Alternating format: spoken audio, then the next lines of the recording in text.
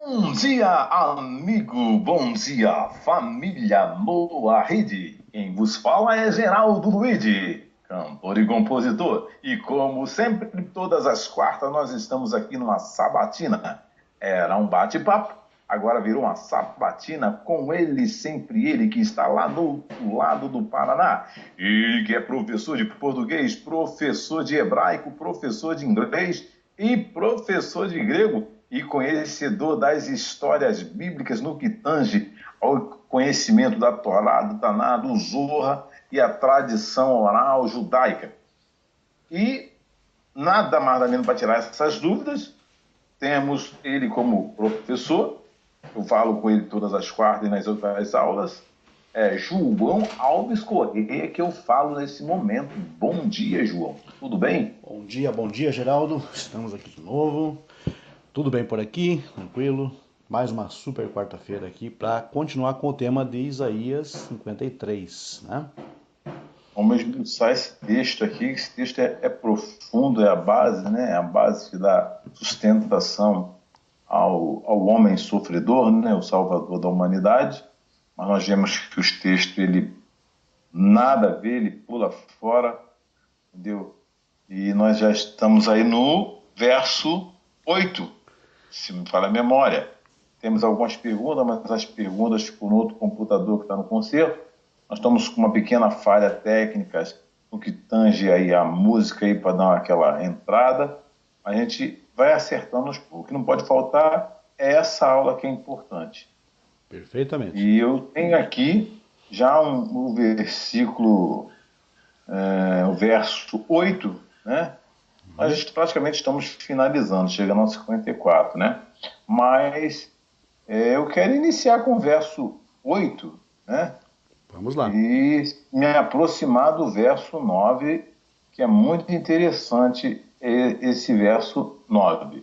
Pronto aí? Pronto aí, vamos lá. Então vamos lá. Verso 8. Verso 8 na Bíblia Verde da Sefer, né? Não sei. A outra Bíblia pode ser o 9, pode ser o 7, eu não sei como é que está, né? Mas vamos Isso. lá. Como opressão e juízo, iniquidade que foi aprisionado. Acaso alguém das nações, tá? Entre aspas, certo? Uhum. Argumentou para com sua geração. Ele, entre aspas, Israel, foi exilado da terra dos vivos pela transgressão do meu povo e por isso resolveu esse duro golpe, ou melhor, recebeu esse duro golpe. O que me chama a atenção é ele foi exilado da terra dos vivos pela transgressão do meu povo. Exatamente. Aí que entra uma confusão na cabeça do cristão, porque aqui está ele no singular. Se fosse Israel, estaria eles. Aí que entra a confusão. Ele, por causa do meu povo. Que povo? Universal ou o próprio povo de Israel que estava em desobediência? Mas ele falou, comentou sobre isso, sobre Daniel, sobre Jeremias, que o povo que não tinha mácula, era um povo que andava na santidade. E aí, João? Então, aqui, olha só, Geraldo, a grande questão é a seguinte. Começa pela própria tradução, na verdade, que muitas vezes é um tanto quanto confusa. Bom, traduzir, para começar, traduzir do hebraico bíblico não é nada simples, não é nada é, é, fácil. Na verdade, requer um conhecimento contextual de toda a história, além, claro, do conhecimento linguístico e do contexto do livro. O contexto também ajuda você a traduzir melhor. Essa tradução que você leu é uma tradução deficitária, é uma tradução realmente não muito interessante, porque ela parece num português muito confuso, na verdade não esclarece o texto, e ela Acaba insere, induzindo ao erro, né? ela insere dentro do texto também coisas que na verdade não deveria estar aí, né? Então eu tenho severas críticas com relação à Bíblia Hebraica da Sefer, não acho uma versão boa, não recomendo que as pessoas adquiram, né? E, enfim, por quê? Porque na verdade ela, além de ser, digamos, uma versão que interpola no caso, coloca texto que não existe ali dentro, né?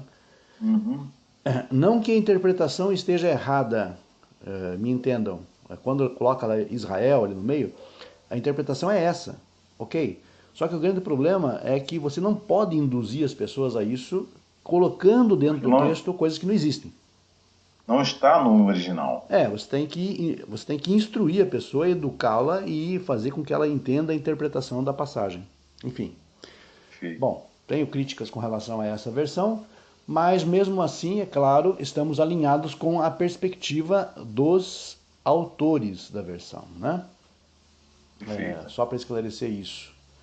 É, Agora, eu acho realmente que há versões melhores em outras línguas. Quem lê inglês, eu recomendo a versão da Jewish Press Bible, que é realmente uma versão judaica muito mais depurada, né? Enfim, mas em português, realmente, infelizmente, nós não temos uma versão boa dos profetas no momento. De nenhuma versão hoje que você poderia indicar, além da Sefer? O grande problema é que, em língua portuguesa, talvez as pessoas possam se surpreender. Mas como, Gente, como, como uma pessoa que estuda e também ensina hebraico há muito tempo, uma das versões com, digamos, sempre no caso com alguma restrição, é a versão Novo Mundo, Novo Mundo. Novo Mundo, com algumas restrições também, obviamente com algumas observações. Ela é uma versão que traz, digamos, uma linguagem mais literal das passagens, e muitas passagens que eu pude verificar, passagens críticas, eles não distorcem, né? Perfeito. Essa versão não distorce tanto. E, inclusive, há uma recomendação rabínica americana que é onde as pessoas não podem encontrar uma versão melhor, que utilizem a Novo Mundo, Perfeito. né? Que é uma versão, você sabe, uma versão cristã da Testemunho de Jeová, dos Testemunhos de Jeová. Mas é uma versão que realmente se aproxima muito do texto hebraico. Não sei dizer, digamos, com relação ao restante, mas as passagens que eu examinei, críticas, né? Isaías 7,14, algumas partes aqui de 53, elas tendem a trazer, digamos, uma ideia mais clara, né?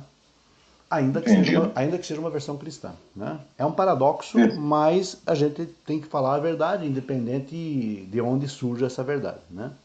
Até porque a gente está estudando, né? A gente está Claro, claro. pesquisando, né? Buscando a fonte, Porque eu né? sei que as pessoas podem até dizer, mas ele está ficando louco, porque como nunca se viu ele recomendar uma versão que é uma versão cristã, não sei o que, não sei o que. Gente, eu não estou apelando aqui para a questão de denominação ou de vertente religiosa. Eu estou falando do texto em si, né? Perfeito. Então, claro, extraindo-se, tirando-se, exceto aquelas questões de Jeová, aquela coisa toda que não faz sentido ali. Mas, enfim, o texto em si, ele é um texto que realmente se alinha mais ao sentido do hebraico. Só isso. Perfeito. Muito bem. Então, aqui nós temos Meotzer, ou Mishpat Lukach. Aqui começa por aqui. O que nós temos aqui é que da opressão e do juízo ele foi tirado. Vetdoro mi yesocheach. E quanto à sua geração, quem falará? A respeito da sua geração, quem falará? O que nós temos aqui, Geraldo? A ideia é que o servo sofredor, ele foi oprimido, ele foi interrompido. A palavra otser também tem a ideia de interrupção. Ele foi interrompido. O que é interrompido? Ele foi parado. E vamos entender o que é parado. O servo não tinha uma missão? Tinha uma missão. A missão é levar o conhecimento de Deus, do único e verdadeiro Deus, a todo mundo, não é verdade? Certo. Muito bem. Israel foi criado como nação sacerdotal para levar essa noção monoteísta ao mundo. Confere? Confere. mas ele foi impedido. Meotzer também dá a ideia, que a primeira palavra do verso 8 dá a ideia que ele foi interrompido. Perfeito. Ele foi parado. Parado por quem? Por agentes externos. Quais agentes externos? As nações. Que passaram a persegui-lo. Que passaram a oprimi-lo. Para quê? Agora uma Para quê? pergunta. Para Se quê? ele foi. Para que esse conhecimento não fosse passado adiante. Então, me explica o seguinte: se ele foi preparado para levar a ideia do monoteísmo para as nações, ele foi indicado por Deus, uma tropa preparada, Deus onisciente, onipresente, onipotente, o poderoso, está tudo sob o controle. Como as nações podem ter esse poder de parar uma ordem divina? Existe uma diferença entre aquilo que Deus deseja e aquilo que o homem faz. Deus, como Criador e mantenedor de todas as coisas, ele não interfere no livre-arbítrio do homem. Aliás, não pode interferir. Se ele interferir no livre-arbítrio do homem, o homem já não tem livre-arbítrio. O homem daí seria manipulado por Deus. Ele seria um ditador. Um ditador. E Deus não é um ditador. Nós não somos robôs ou manipulados pela mão divina. Nós temos direito de escolher. Só que as nações que oprimiram Israel não têm conhecimento disso. Então elas vão oprimir. Então elas vão reagir contrário a essa mensagem, o que é de se esperar. Por quê? Porque as suas práticas não são condizentes com o monoteísmo. Como elas não sabem disso, elas sofrem alguma consequência? Claro, claro. O mundo está do jeito que está hoje por conta disso. Como é que está o mundo Mas hoje? ele está sofrendo pela inocência. Ele não sabia? Quando você olha, não existe inocente em termos de monoteísmo. Quando você percebe, quando você olha o mundo hoje, você gosta daquilo que você está vendo? Não, um pouquinho. Nem um pouco. Isso vontade de partir para além. Isso tudo, na verdade, é consequência exatamente disso. Porque o dia que as nações abrirem os olhos para esta realidade, então as coisas tenderão a mudar. O dia que as pessoas passarem a enxergar o que é Israel. Não estou falando necessariamente da nação política Israel. Não estou falando do Estado de Israel lá, necessariamente. Estou falando do povo judeu. Do povo judeu como um povo. Torá, né? Exatamente. O dia que as nações passarem a entender isso, despertarem para isso, abrirem os olhos para isso, esse mundo indubitavelmente passará a ser melhor. Enquanto as nações reagirem da forma como vêm reagindo, você sabe que nos Estados Unidos... Reconhecer o valor dele devido, né? Nos Estados Unidos e na Europa, hoje, nós estamos vivendo uma onda de antissemitismo. Perfeito. Isso aí ainda notório. Tristemente, aí em Pittsburgh, nos Estados Unidos, há poucos dias atrás, foram mortos 11 judeus numa sinagoga. Verdade. Digamos, aí, ainda hoje pela manhã, eu vi demais ocorrências de antissemitismo nos Estados Unidos, que é um bastião, é um baluarte dos direitos civis. É uma democracia que digamos, aonde existe, pelo menos na Constituição, está assegurado o direito das pessoas vivenciarem a sua fé conforme os ditames da sua consciência. Porém, mesmo lá, numa nação, numa sólida democracia, você percebe judeus sendo mortos. Na Europa, você percebe isso na França, na Alemanha, ondas de antissemitismo na Alemanha, na França, né, por todo o continente europeu. Você vê Israel, o Estado de Israel agora sendo aí, digamos, alvo mais uma vez do Hamas, dos terroristas palestinos. Então o que você percebe? Você percebe, na verdade, um ódio enraizado nas nações em relação ao povo judeu. Gratuito, né? Gratuito, pelo fato de ser judeu. O antissemitismo é um ódio sem explicação. É um ódio tá, né? É pelo fato de você ser judeu, então o teu crime é ser judeu. Simplesmente Né? você não cometeu nenhum crime, não fez Não, você não nada. feriu a lei, né, do Só, homem. só Você em ser. em ser desperta o ódio, né? Não é o fazer, é o ser que desperta o ódio. Então isso é absolutamente ruim para a humanidade. Na verdade, nós estamos aí regredindo com relação a isso. Então, toda vez que uma nação promulga alguma lei que proteja essa comunidade, que de alguma forma, e também, logicamente, todas as comunidades, todas as minorias, todas as pessoas fragilizadas, isso tende a melhorar o mundo. E no modelo clássico, no modelo bíblico, Israel precisa ser amparado pelas nações. Precisa ser amparado pelas nações. As nações precisam despertar para isso. É exatamente isso que o texto fala. Que um dia vai chegar um momento em que as nações vão abrir os olhos. Você lembra lá em Isaías 65, 62, Lembro, 60, lembro, lembro. 52, né? É 60, acho que é Não, 60. 52. Quando nós começamos a analisar o Isaías 53, Nossa, eu falei para você que o texto de Isaías 53 começa, na verdade, no 52, né? perfeito, foi. Dos versos 12 ao verso 15. Ali mostra o momento em que as nações vão abrir os olhos e os reis vão Ali. então considerar o fato de que eles chegaram à conclusão de que o servo é exaltado diante de Deus e eles ficarão perplexos por aquilo que eles estão vendo, Israel sendo exaltado, o povo de Israel sendo exaltado, e a necessidade agora de mudar as coisas, de mudar a visão de como eles enxergavam o povo judeu. Então, os profetas contemplam o momento em que isso vai acontecer. Mas quando você olha para a realidade hoje, parece que as coisas estão muito ainda lentas, Longe, longe muito de acontecer. lento, Né?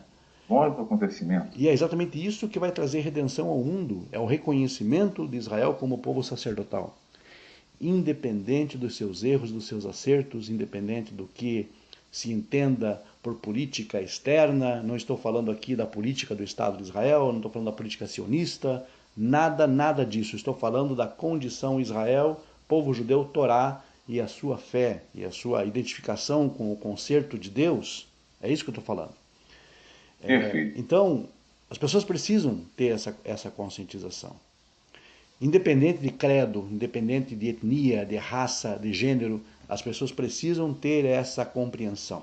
As pessoas que acreditam nos profetas, acreditam na Bíblia, no Tanar, na Torá, precisam despertar para esta realidade. Porque tem muitas pessoas que acreditam na Bíblia, em tese, porém são antissemitas. Né? O que é um, E outros, o que é um absurdo. Né? e na realidade tem o seu intermediário, né? Sim. Na realidade, hoje nós não precisamos de intermediário, né? Quando você Não, coloca um intermediário, você quebra, por mais que você crê na Bíblia. Sim, mas ainda que as pessoas coloquem um intermediário, a gente entende que existem diferenças religiosas, ok, sem nenhum problema. O que as pessoas precisam entender é o seguinte, é que independente de intermediário ou não ter intermediário, o fato é que aqui neste mundo, não estou falando da relação, digamos, homem com Deus, aqui neste mundo, para que as coisas comecem a melhorar, as nações precisam olhar com outros olhos o povo judeu. Reconhecer os seus direitos, reconhecer a sua necessidade de existência e o porquê, o papel deles no mundo. Agora um paralelo que eu trago aqui, você quer comentar? Quero continuar com o verso 8, Geraldo. Vou continuar com o verso 8, que rapidinho, daí eu já abro um espaço para você comentar ali. Beleza, vai embora. Para não perder o raciocínio. Bom, então o servo foi impedido, Meotzer, o mimishpat lukar, do juízo foi tirado, ou pelo juízo foi tirado. Ou seja, foi por julgamento que o servo foi tirado de cena. Tirado de cena. O que nós temos aqui? Nós temos aqui a figura dos milhares de anos em que o povo judeu foi calado, silenciado. E ele foi calado e silenciado por juízo. E aqui começa um pouco que embaralhar o cenário. Fica um pouco estranho, porque a palavra juízo dá a entender que foi realmente um julgamento e um castigo. Né? Um julgamento e um castigo. E de fato foi. Por quê? Porque quando eu falo Israel, eu posso dar a entender toda a nação judaica, sim, e a gente sabe que o todo da nação judaica, ele não é exatamente aquilo que Deus desejaria que ele fosse. O que acontece? A nação inteira foi julgada, é claro que existe um remanescente dentro dele que sempre foi fiel. Então, quando o profeta fala que do juízo, pelo juízo foi tirado, está falando aqui do coletivo que foi tirado. Sim. Juntamente com eles estava exatamente o núcleo que compõe o servo sofredor, ou seja, aqueles judeus que nunca houve engano, erro na sua boca, nunca houve malícia, nunca houve maldade, também sofreram, penaram juntos com o restante do povo. Por isso se diz,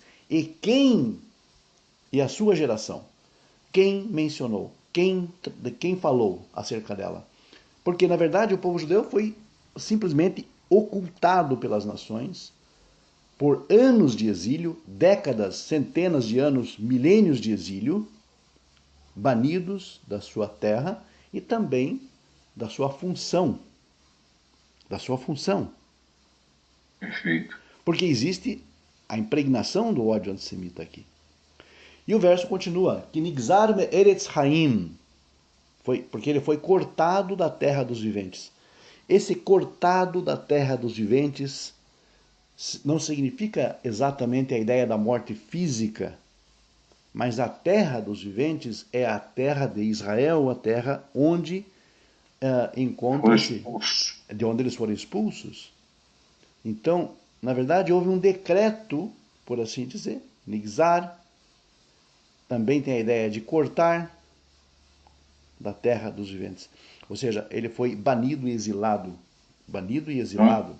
Quando as pessoas pegam essa terra, elas interpretam como terra universal. Grande erro. Aí tem um grande problema. Terra dos viventes. Então eles acham que é a terra universal, que é o planeta em si, que é o mundo, ou seja, o mundo dos vivos, né? O mundo dos vivos, exatamente.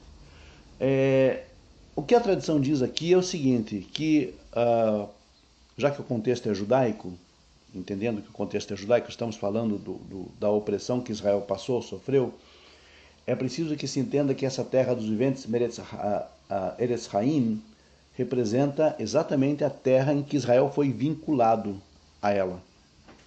Por quê? O povo judeu só é vivo na terra de Israel. Isso é, até na outra aula nós comentamos a respeito. Por que o povo de Israel só é vivo na terra de Israel? De fato. Porque foi ali, é exatamente para lá que Deus os ordena voltar. Quando estão no Egito, volta para a terra. Quando estavam em Babilônia, volta para a terra. Quando estavam na diáspora, voltam para a terra. Até os dias de hoje.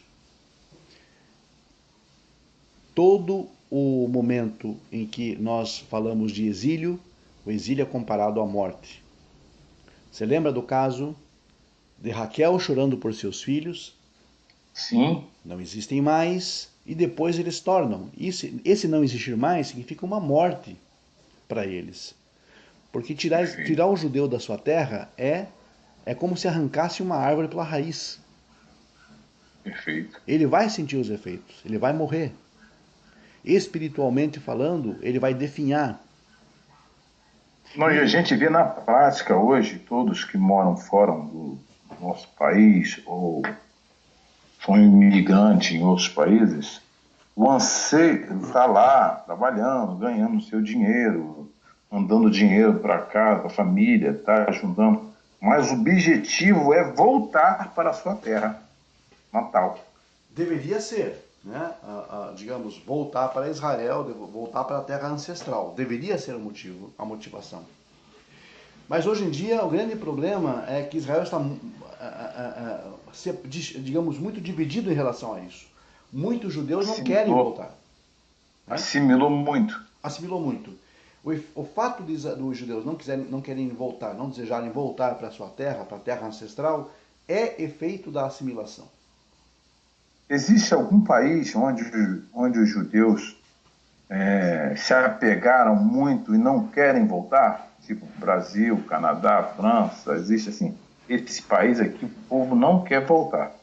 Brasil, o povo não está satisfeito, tem São Paulo, tem tudo, tem Caché, tem tudo que quiser, tem sinagoga perto, estou satisfeito. Ou Estados Unidos, que tem lá já uma sinagoga que é comparado já ao templo, o povo não quer voltar, está satisfeito, está tranquilo. Existe esse país.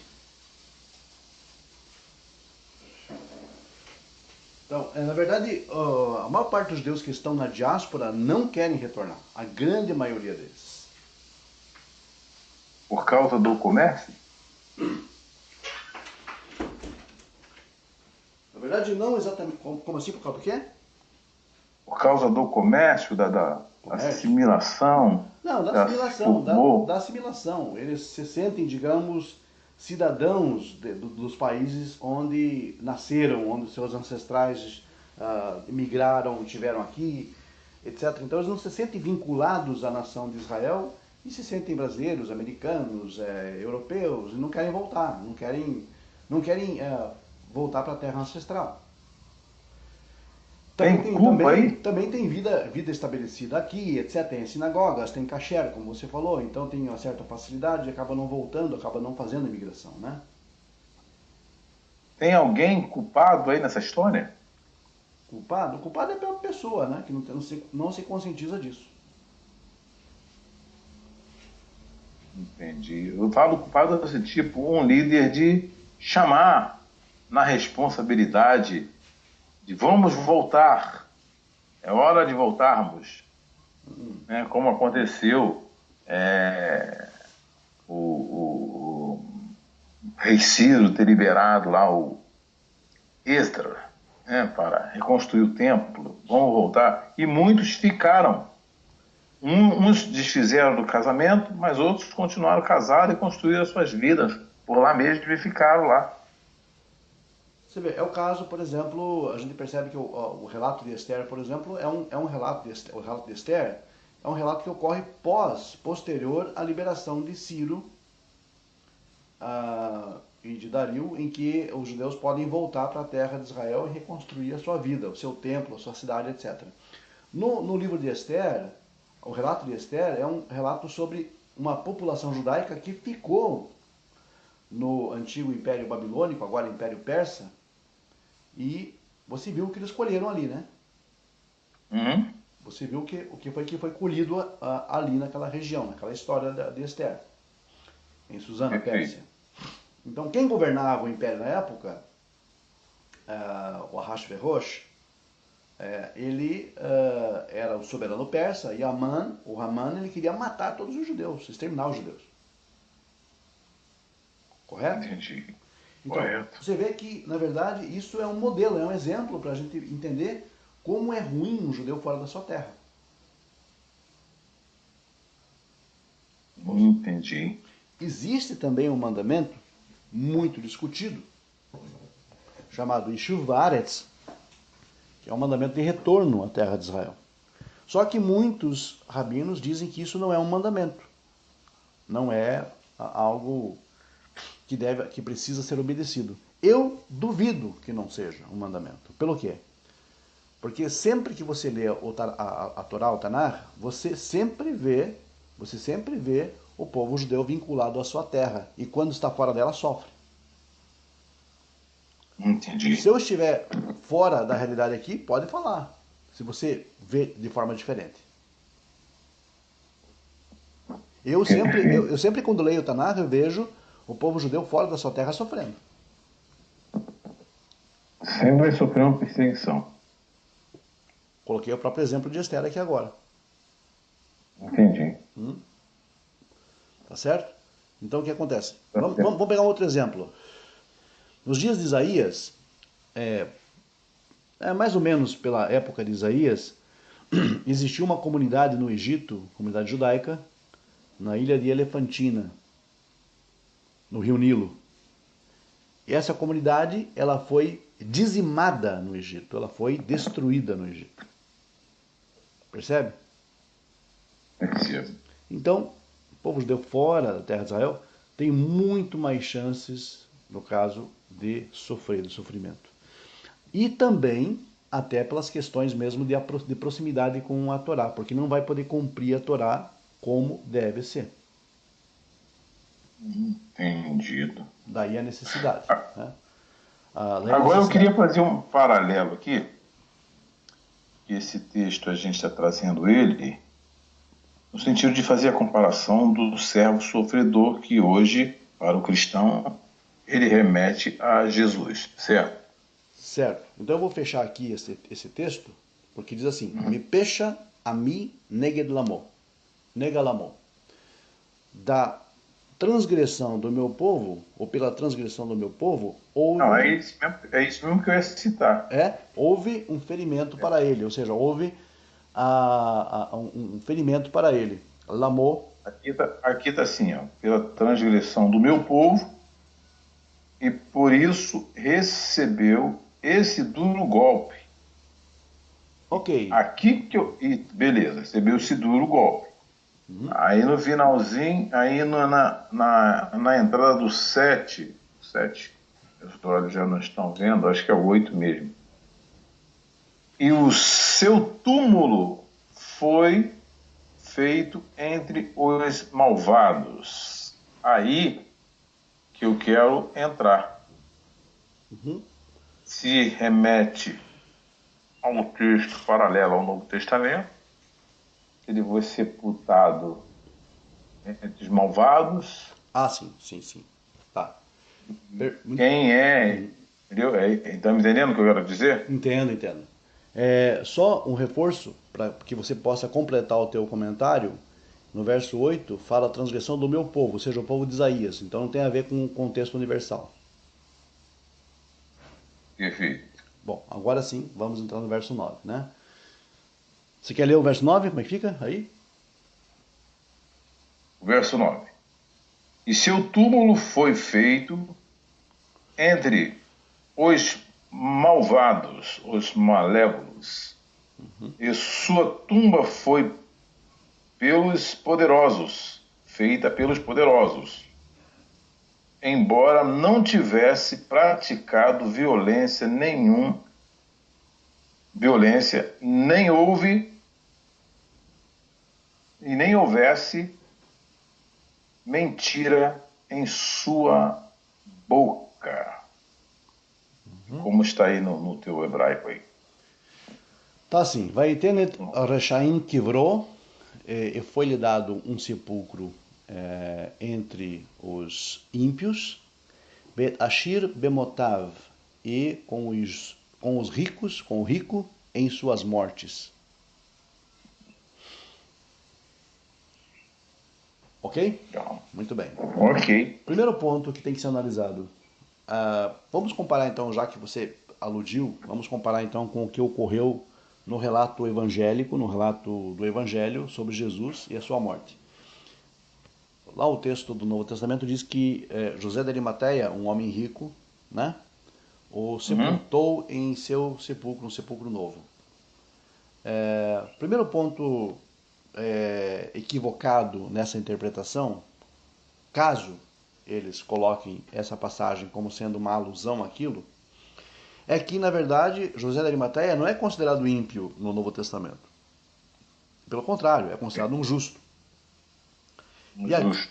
É um justo. E aqui, no caso, o texto diz que foi-lhe dado um túmulo com os ímpios. E o túmulo que Arimateia fez era inédito, né? Novinho, né? Não, ninguém tinha se sepultado lá. E José de Arimateia não era um ímpio, de acordo com o Novo Testamento. Né? Então, como que ele podia ter recebido um túmulo dos ímpios, ou entre os ímpios? E agora? Então não faz sentido. Agora, se você jogar isso para o contexto que diz aqui acerca do servo, que são aqueles judeus que entre a nação judaica pereceram junto com os malfeitores judeus mesmo, que estavam transgredindo, você percebe cumprimento com perfeição. Porque aonde os ímpios de Israel foram sepultados, por exemplo, em Babilônia, no exílio, também foram Certo. sepultados os justos. Os justos.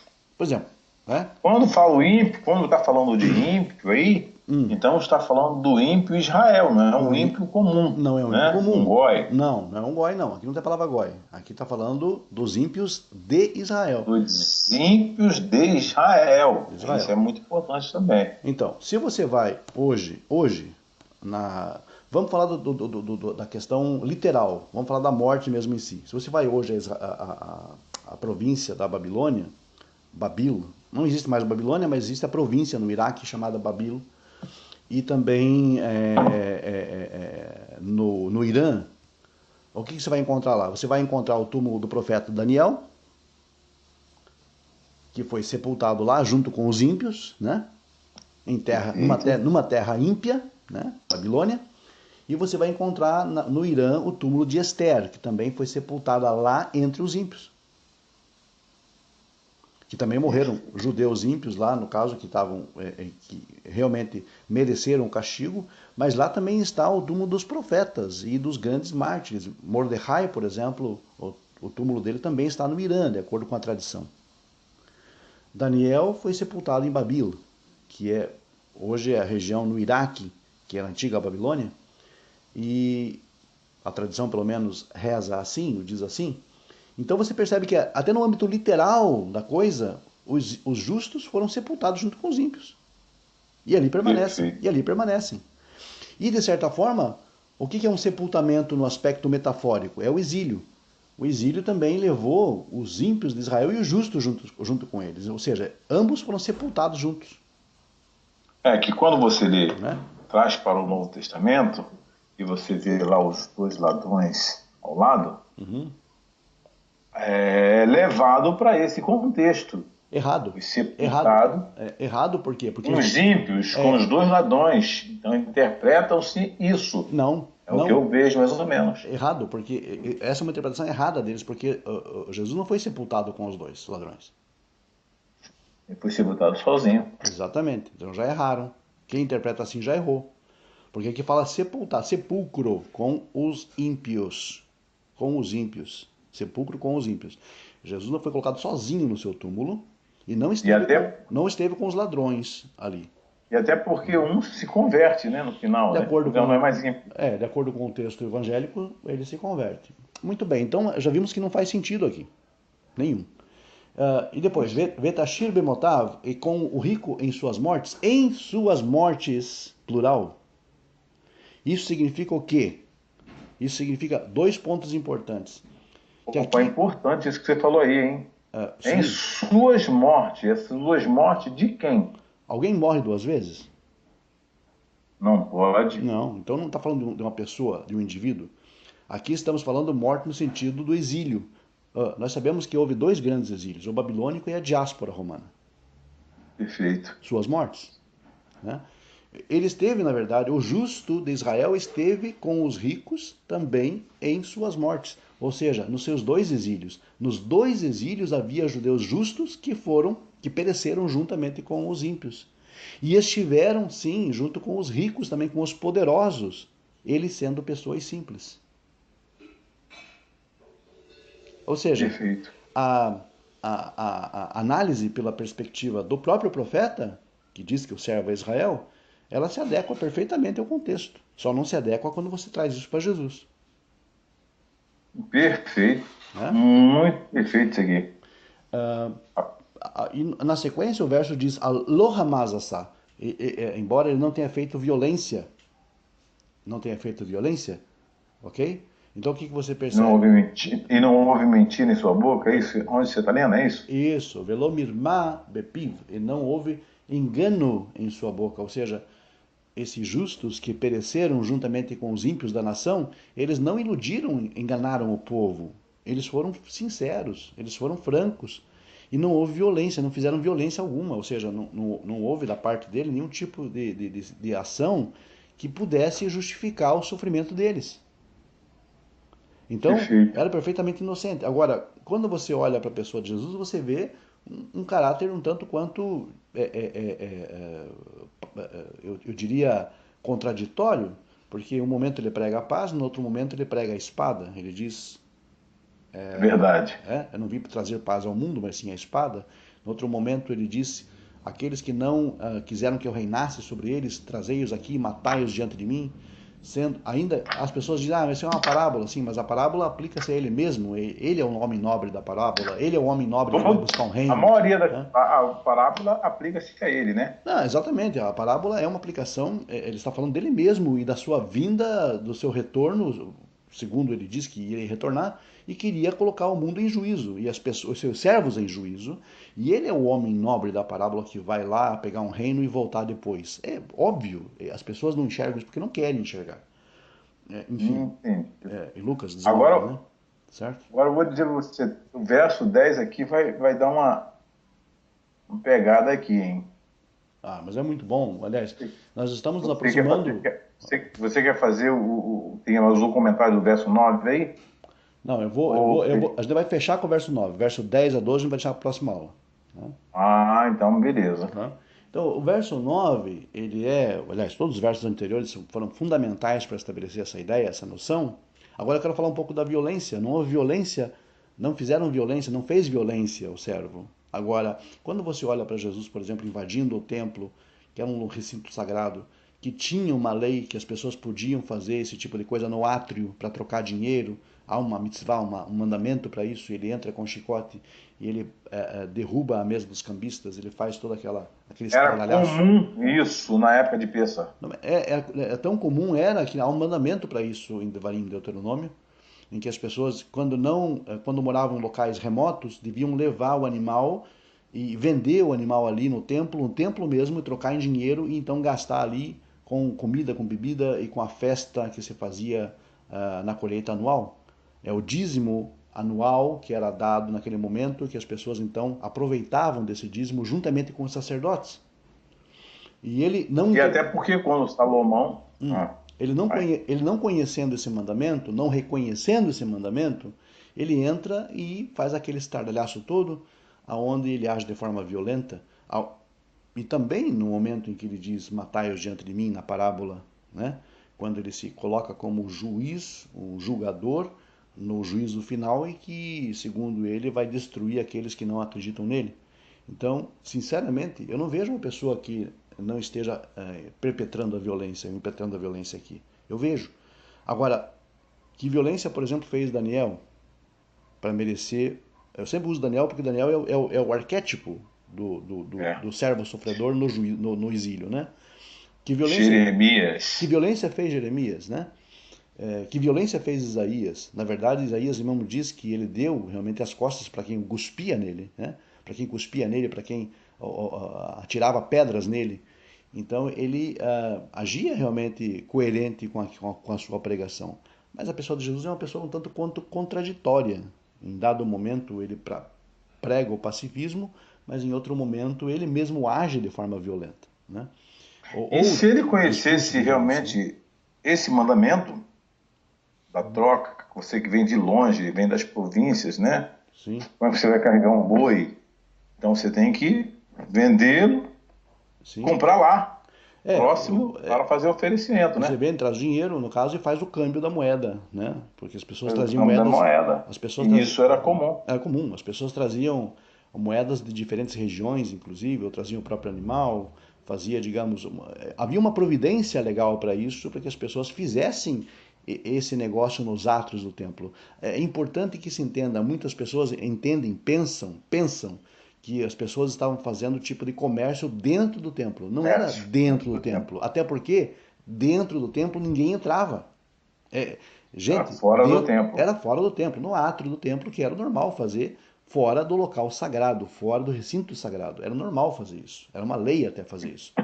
E No quando templo ninguém Salomão, entrava. Então, estavam fazendo fora, negócio no templo. Ninguém estava fazendo negócio dentro do templo. Ninguém. Ninguém. perfeito. Né? E quando Salomão faz aquela oração pedindo que Deus abra as portas para Salomão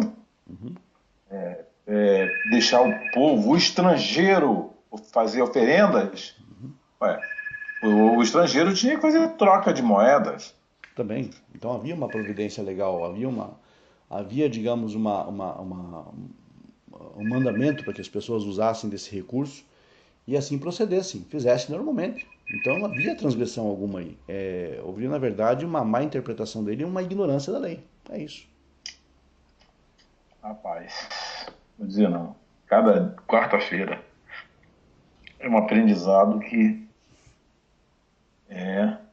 vai durar tempo, porque a gente está estudando texto por texto, né? Texto que mais chama a atenção, né? Que mais trouxe o personagem à tona, né?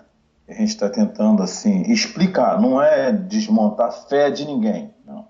Até porque a gente não tem para como as pessoas que vão à igreja, vão a um tabernáculo, vão cultuar o seu Deus lá, como é conhecido, como nós conhecíamos, era bom, era um prazer, como se fosse se tivesse ido a um teatro, uma festa. E hoje, se você tirar essas pessoas, você não sabe onde vai colocar. Tá A menos certo. que você vai montar uma igreja monoteísta. Aí complica tudo, né? Não, isso é impossível. Então, a gente, na realidade, está fazendo aqui um apanhado para uma explicação melhor, as pessoas entenderem o que é o Criador e qual a função de Israel de fato. Perfeito. Muito bem, Jorge. Então nós terminamos aqui os versos 10 a 12, né? Analisar ainda três versos para a próxima aula. Acredito que na próxima aula a gente fecha esse capítulo 12 então de Isaías, tá ok?